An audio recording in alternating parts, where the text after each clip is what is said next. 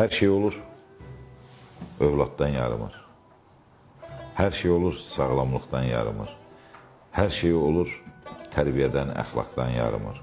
Hər şey olur, vicdandan, ədalətdən yarımır. Və nəticə nəyə gəlib çıxır? İnsan özü ilə baş-başa qalan deyir, kaş bu olmayaydı, amma bu olaydı. Doğrudur.